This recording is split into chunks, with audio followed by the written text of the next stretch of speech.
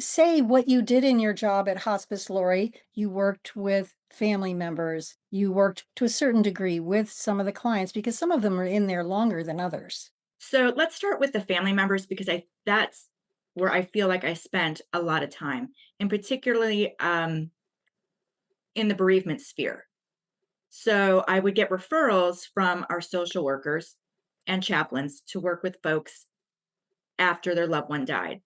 Family members get to have an 11-month, support from hospice. So they would go see typically the social worker first, and then they would come see me to kind of integrate the conversation they had with the social worker. Most people wanted our practices. They decided they didn't want to talk that much.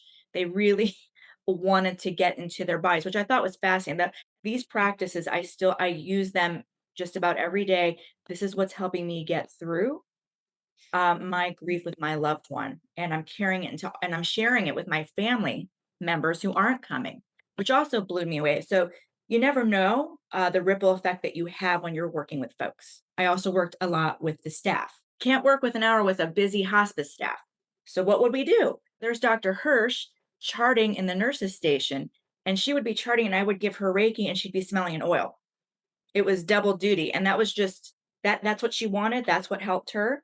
That was specific to taking somebody off, life support and being in a little tiny closet with the staff because it was private, that's where we could go, and these practices could be 1 minute to 5 minutes.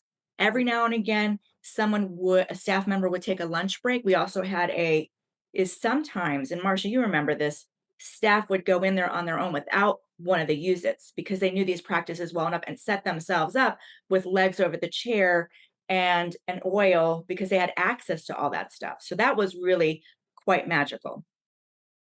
Yes, and I will say that quite a few of the staff went through the training. The doctor, who was the main hospice doctor, went through our training in order to understand what it was we were doing and to be able to completely support what was happening. It was really unbelievably beautiful and powerful.